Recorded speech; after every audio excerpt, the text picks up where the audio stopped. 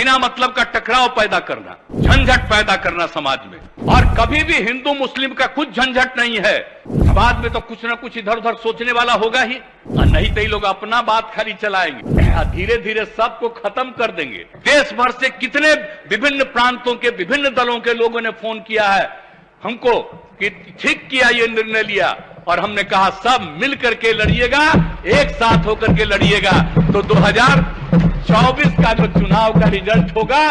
अब क्या होता है, क्या क्या तरह का दिल्ली से चल रहा है, कोई काम हो रहा है? खाली प्रचार हो रहा है, सिर्फ प्रचार हो रहा है। लोगों की आमदनी कितनी घट रही है, किस तरह का काम हो रहा है, तो इस तरह से तो चल रहा है वहां से। और सिर्फ प्रचार प्रसार रोज रोज और काम नहीं। तो इसीलिए तब हम लोग काम करेंगे, हम मिल करके सब लोगों को हम कह रहे हैं पूरे देश में कि जरा मिल करके एकजुट होकर के काम करिए, तो फिर सही मौके पर आइएगा। एक बार अगर किन्हीं को मौका मिला, काम नहीं मिला, अब तरह तरह का नाम दे रहे हैं। आजादी से क्या मतलब था? 75वां साल में कह रहे थे कि ये होगा ये होगा। अरे भाई, आजादी की लड़ाई में कहां थे?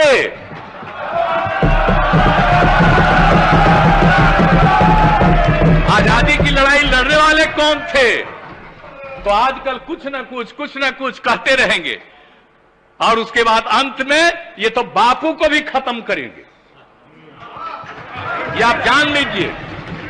क्योंकि जिस तरह से, और एक बात और, समाज में बिना मतलब का टकराव पैदा करना, और कभी भी हिंदू मुस्लिम का कुछ झंझट नहीं है, लेकिन कुछ लोग चक्कर में रहते हैं। समाज में तो कुछ ना कुछ इधर उधर सोचने वाला होगा ही, तो कहीं ना कहीं इधर से उधर करना और उसका लाभ लेना। तो अब हम लोग एकजुट हुए हैं, एक एक गांव, एक एक जात, हर लोगों के बीच में इस सब बात को हम लोग रखेंगे। आई क्या चीज है? ये तो भाग गया, ये भाग गया। आप लोग भी जान लीजिए, 2010 में हम इन लोगों के, हमारे साथी थे, लेकिन आप जानते हैं माइनॉरिटी ने वोट किया, और कहां किया? गया में भी वोट दिया।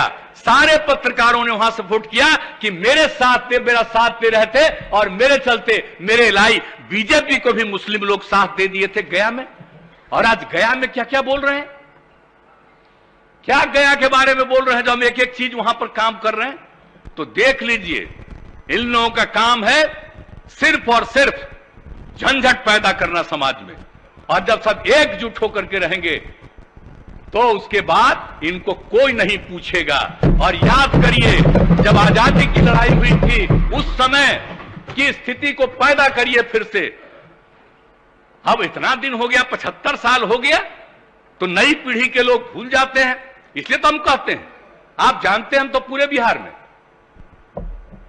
बापू का एक एक चीज हम लोग स्कूल हर जगह पर पहुंचा करके, और जो आजादी की लड़ाई में जो हुआ, उन सब लोगों की बात को पहुंचाने का हम काम कराते रहते हैं, ताकि नई पीढ़ी के लोग एक एक चीज को जाने।